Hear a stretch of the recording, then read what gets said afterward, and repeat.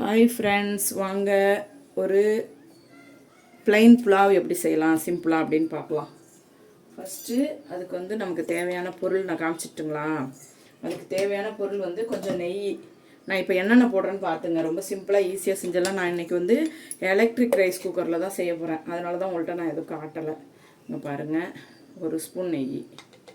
ஓகேவா, ஒரு ஸ்பூன் நெய். அதில் அப்புறம் கொஞ்சமாக எந்த ஆயில் வேணாலும் விட்டுக்கோங்க, உங்கள் விருப்பம்.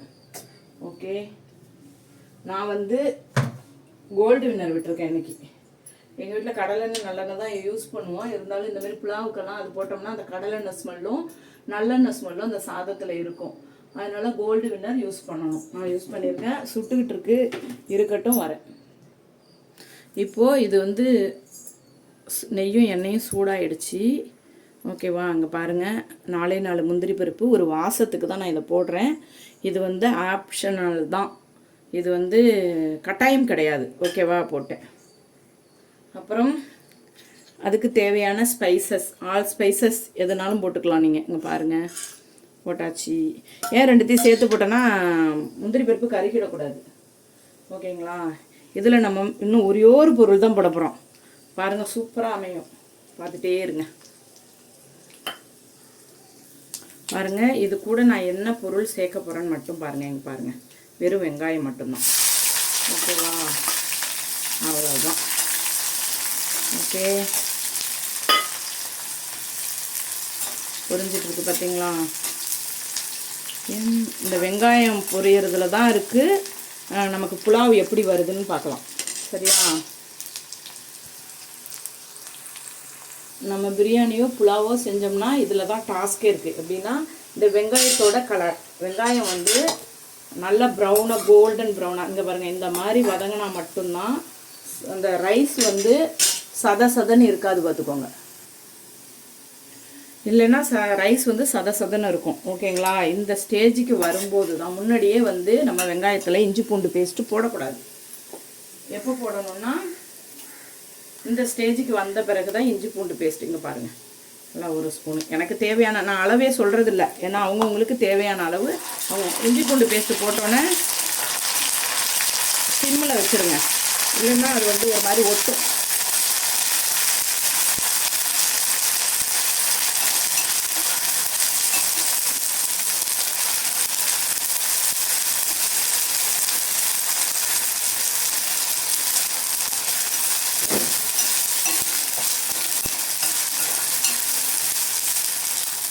இஞ்சி பூண்டு பேஸ்ட்டு பச்சை ஸ்மெல் போனோன்னே நம்ம போட போகிறது புதினா. ஓகேங்களா, புதினா, அப்புறம் கொஞ்சம் கொத்தமல்லி.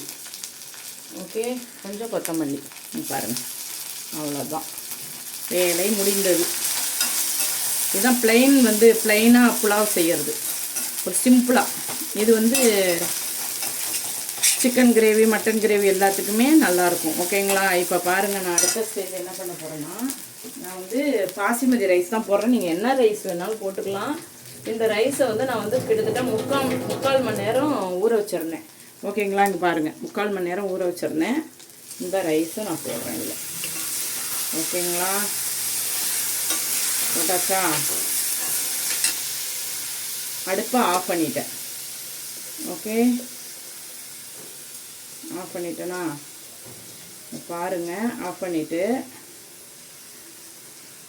இதை 2 கலரை கிளறி விட்டுட்டு இப்போ செய்ய போகிறேன் பாருங்கள். நான் அடுப்புலேயே செய்யலை, எலக்ட்ரிக் ரைஸ் குக்கரில் தான் செய்கிறேன்னு சொல்லியிருக்கேன். ஓகேங்களா. பாருங்கள், நம்ம இதை எலக்ட்ரிக் ரைஸ் குக்கரில் போட்டுட்டு நம்ம இஷ்டத்துக்கு என்ன செய்யலாம்னா, சிக்கன் கிரேவியோ மட்டன் கிரேவியோ நம்ம இஷ்டத்துக்கு சமைச்சிட்ருக்கலாம். அது நம்ம பின்னாடியே நிற்கணும்னு அவசியம் இல்லை. அது போட்டோம்னா அது ரெடி ஆகிடும். நான் எப்படி போடுறேன்னு காட்டுறேன் பாருங்கள். இங்கே பாருங்கள், எலக்ட்ரிக் ரைஸ் குக்கரில் இங்கே இது உள்ளார ஒரு வடிதட்டு மாதிரி இருக்குது பாருங்கள். வடிதட்டு மாதிரி இதை போட்டு இது உள்ளார வச்சுட்டேன். ஓகேங்களா. வச்சுட்டு இப்போ நான் உங்களுக்கு இங்கே பாருங்கள்,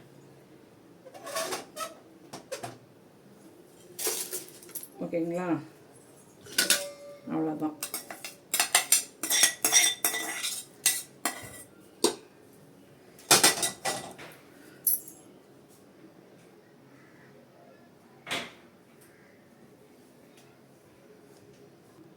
அதில் கொட்டிட்டு என்ன பண்ணணுன்னா அதுக்கு தேவையான அளவு தண்ணி. இப்போது நான் இதில் வந்து இந்த கிளாஸில் வந்து நான் 1 கிளாஸ் அரிசி போட்டேன். ஸோ 2 கிளாஸ் தண்ணி போதும்.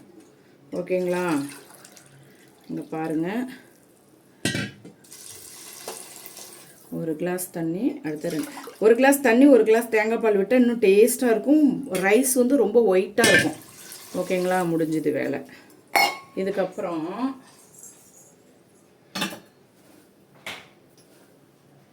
இந்த ரைஸுக்கு தேவையான அளவு உப்பு. ஓகேங்களா? அவ்வளோதான். இப்படி போட்டாச்சா? இப்படி ஒரு கிண்டு, இப்படி ஒரு கிண்டு கிண்டி விட்டாச்சு. விட்டுட்டு நம்ம அடுத்தது என்ன செய்ய போகிறோம்னா, இங்கே பாருங்கள், கிண்டி விட்டாச்சு. அடுத்தது லிட்டு போட்டுற வேண்டியதுதான். அவ்வளோதான். அப்படியே எடுத்துக்கொண்டு வந்து ப்ளக் பாயிண்ட்டை போட்டு விட்டோம்னா அது தானாக ரெடி ஆகிடும். ஓகேவா? அவ்வளோதான். ரெடி ஆனோன்னு நான் உங்களுக்கு காட்டுறேன். ஹாய், வாங்க ஃப்ரெண்ட்ஸ், ரெடி ஆகிடுச்சி. பார்க்கலாம் புலாவ் எப்படி இருக்குன்னு. பாருங்கள், நான் சொன்னோம்ல, சூப்பராக இருக்குல்ல? ஓகேவா? இதுதான் எலக்ட்ரிக் ரைஸ் குக்கரில் வச்சா இப்படி தான் இருக்கும். உதிரி உதிரியாக வரும். ஓகே, வாங்க சாப்பிட்லாம்.